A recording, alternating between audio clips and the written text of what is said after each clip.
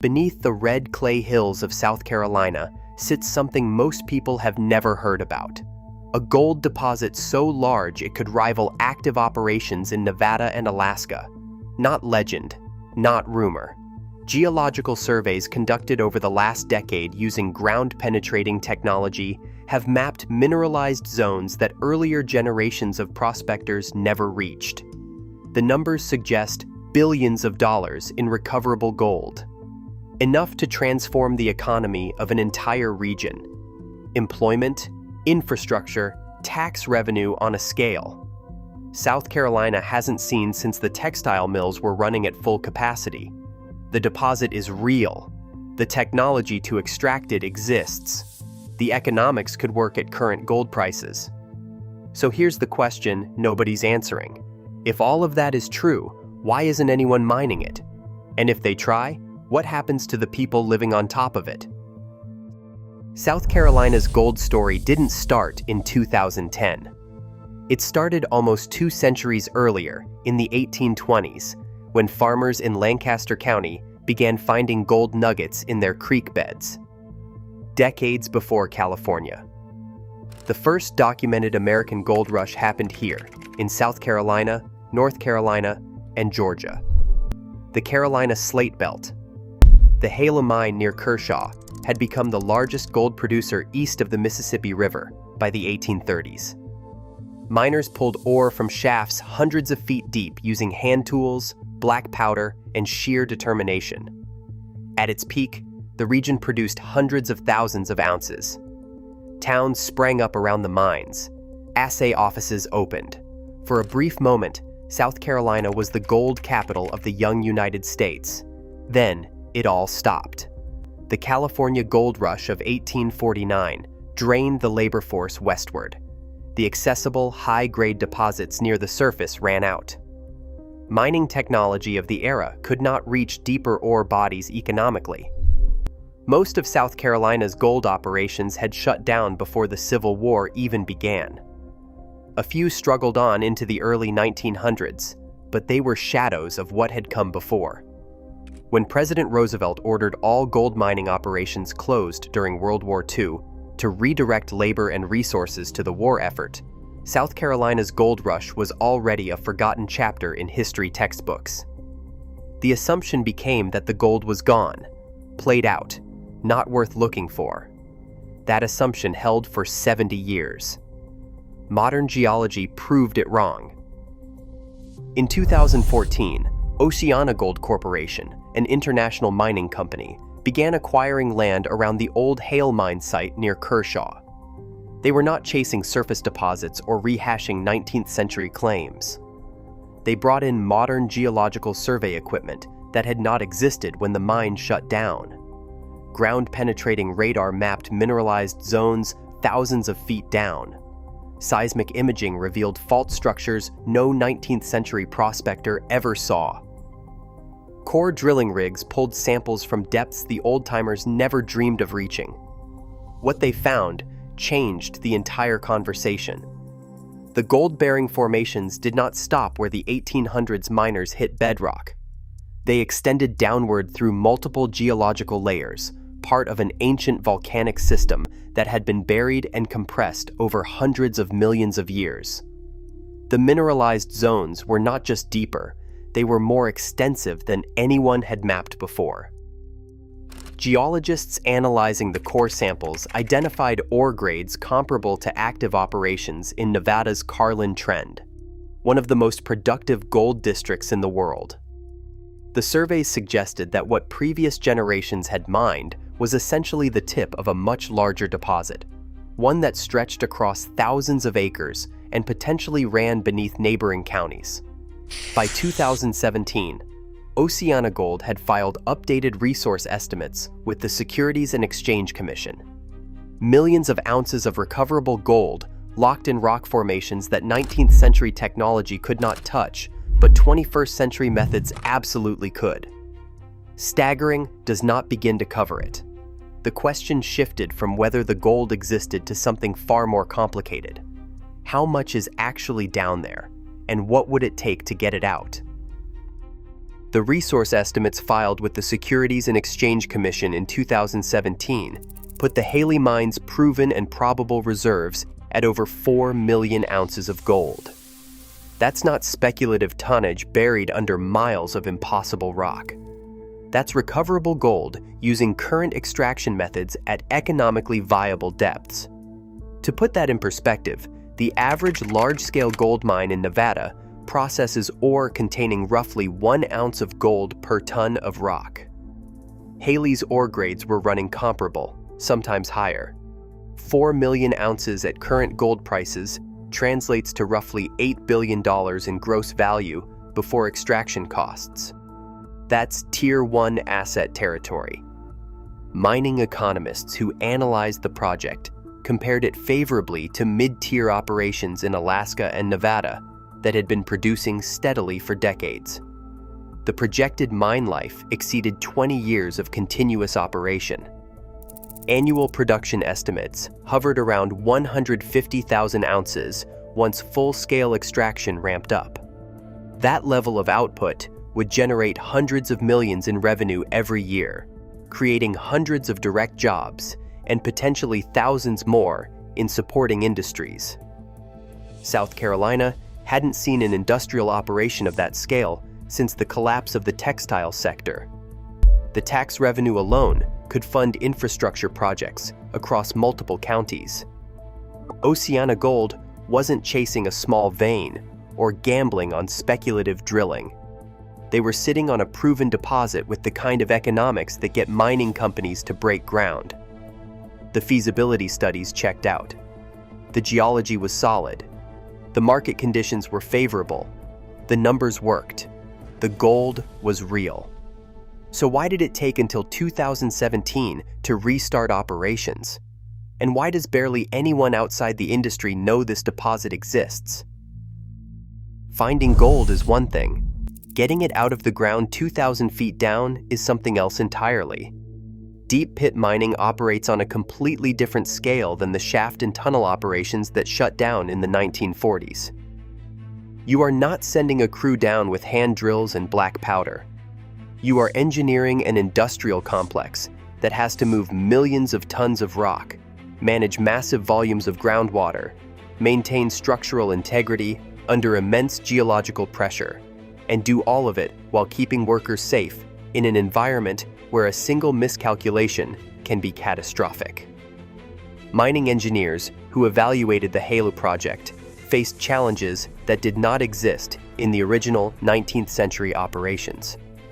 Ventilation systems had to be designed to push fresh air down shafts deeper than the Empire State Building is tall. Dewatering pumps capable of moving thousands of gallons per minute had to run continuously to keep the pit from flooding. The rock itself presented problems. The deeper you go, the more unstable the walls become without proper reinforcement. Every foot of depth adds exponentially to the cost. A surface operation might extract gold for $30 an ounce. A deep pit mine in South Carolina? Try $900 per ounce. Energy, labor, equipment depreciation, and regulatory compliance, it all stacks. That's still profitable when gold is trading above $1,300, but the margin shrinks fast.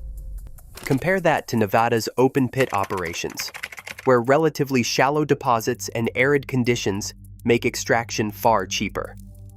Haley's engineers were not working with impossible physics. Expensive physics. Modern drilling rigs, reinforced shaft systems, and industrial-scale dewatering have been proven in deeper mines across the world. And expensive means dangerous.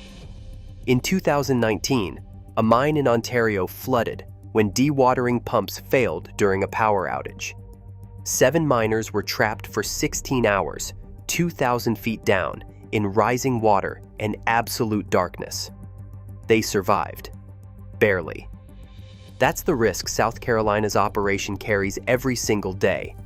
What matters isn't whether extraction is possible. What matters is whether it is profitable enough, consistently enough, to justify the billion-dollar infrastructure investment required to even begin. The gold might be there, and the technology might work, But South Carolina's geology presents a problem that no amount of engineering can simply drill through: water. The Carolina Slate Belt sits above a network of aquifers that supply drinking water to hundreds of thousands of residents across the central part of the state. Any mining operation that punches down 2,000 feet is effectively creating a direct pathway between surface contaminants and underground water supplies. Environmental scientists who studied the project's impact assessments flagged cyanide heap leaching as the primary concern. Modern gold extraction relies on cyanide solutions to dissolve microscopic gold particles from crushed ore, a process that's standard across the industry, but carries catastrophic risks if containment fails. A single liner breach in a tailings pond can send cyanide-laced runoff into groundwater systems that take decades to flush clean. State regulators at the Department of Health and Environmental Control require extensive permitting for any operation involving hazardous chemicals near aquifer recharge zones, and public comment periods for mining permits have historically drawn fierce opposition from residents and environmental groups. When OceanaGold sought approval to restart operations, they faced lawsuits, regulatory delays, and intense scrutiny over proposed waste management systems. Neighboring communities pointed to disasters at other mining sites: the 2014 Dan River coal ash spill in North Carolina, the ongoing contamination issues at abandoned mines across Appalachia, the multi-billion-dollar Superfund cleanups that taxpayers end up funding when companies declare bankruptcy and walk away. Regulatory frameworks exist to prevent those outcomes, but enforcement depends on political will, and political will shifts with every election cycle. Residents downstream do not phrase it as a policy question. They phrase it as survival. One commenter who lives near the Haley site described it bluntly: "They're polluting the streams. There's a mountain of earth you can see for miles. The mine is a curse, not a blessing." That's not an outlier opinion. That's the dominant sentiment in towns that actually have to live with the noise, the dust, and the risk. So even if the economics pencil out and the engineering is sound, there's still one more question hanging over the whole operation. Would state officials actually allow full-scale extraction to proceed? Or would the political cost of approving it outweigh the economic benefits? Who actually controls this gold is more complicated than a simple deed search.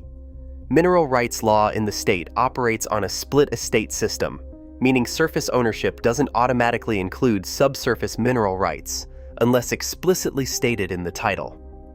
In many cases across Lancaster and Kershaw counties, mineral rights were severed from surface deeds decades ago when landowners sold off extraction privileges to mining companies that have long since dissolved or been absorbed into larger corporations.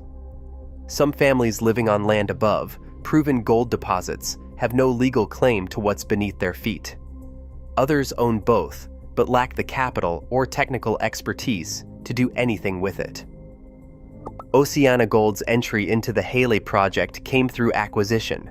They purchased the Haley mine assets from Remarco Minerals in 2015, a Canadian junior mining company that had spent years consolidating mineral rights and securing the necessary land packages to make large-scale extraction feasible. That consolidation process involved negotiating with dozens of individual landowners, some of whom had no idea their property sat above a commercially viable deposit until geologists showed up with drill rigs.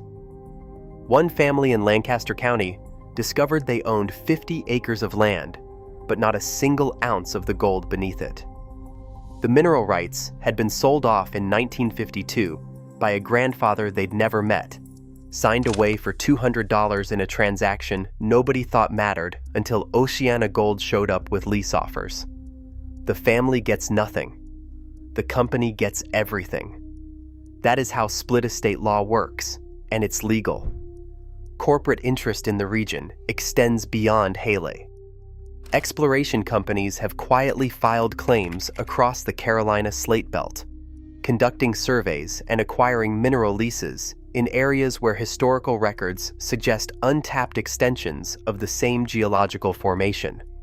The information asymmetry is deliberate.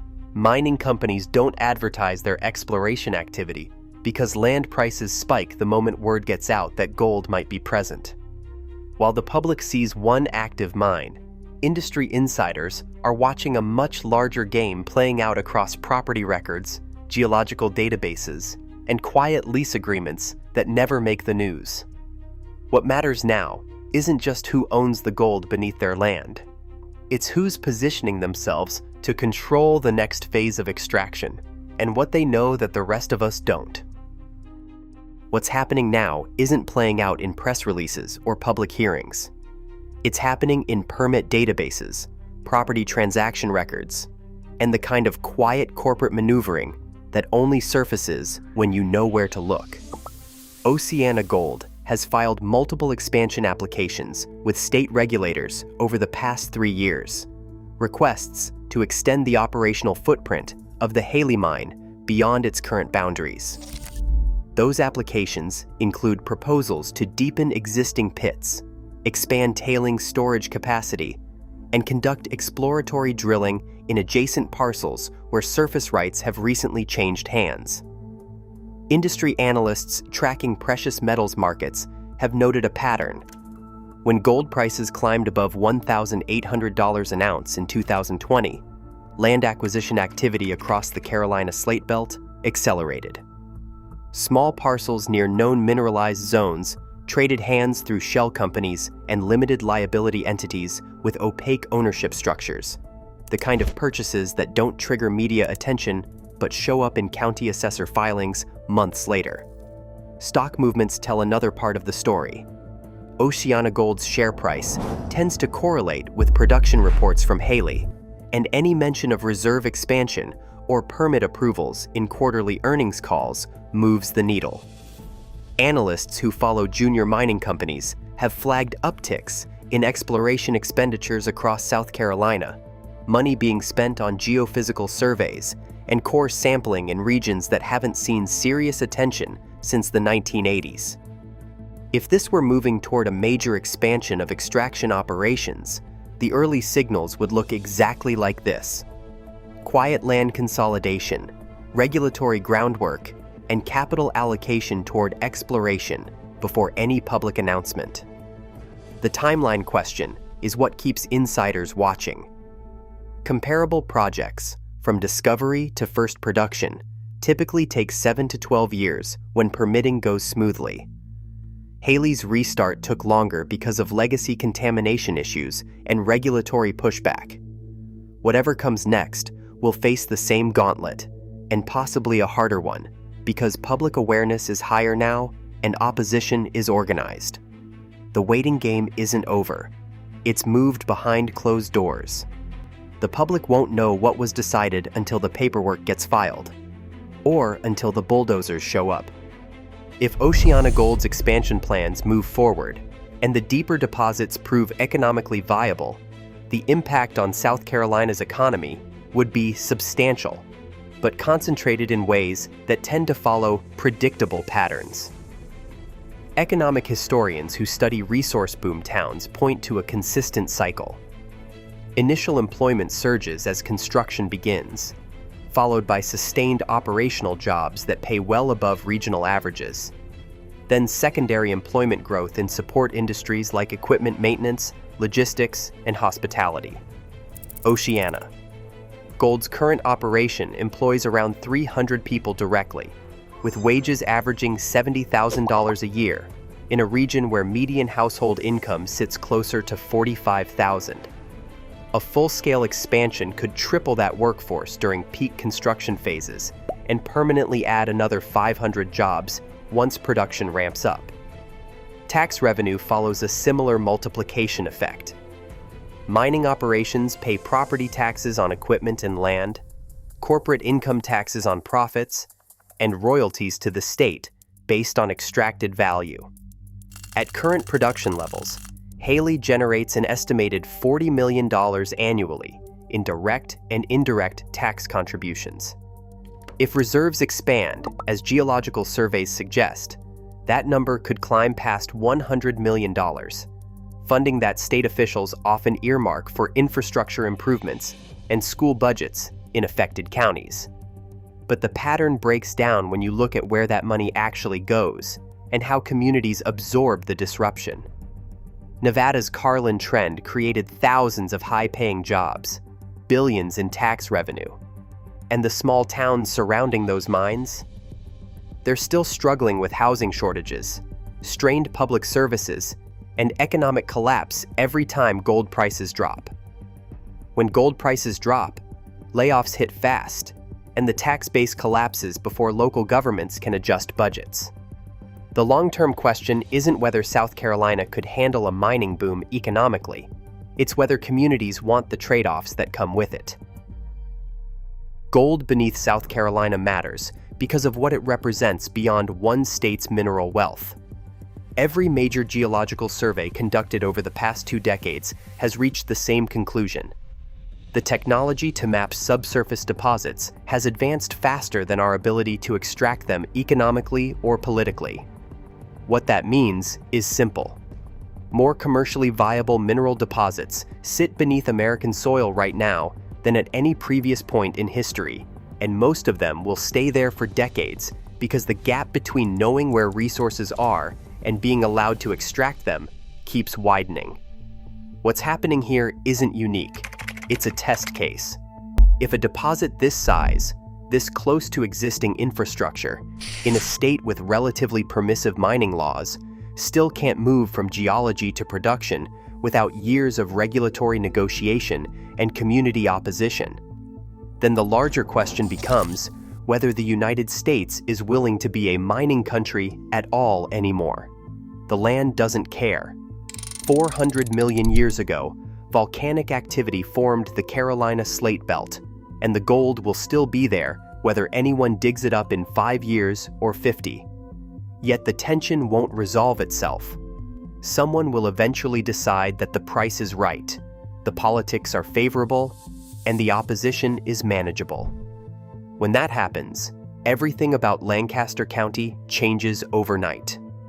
The only certainty is that something this valuable doesn't stay hidden forever. It just waits for the right combination of economics, technology, and political will to line up. That moment hasn't arrived yet.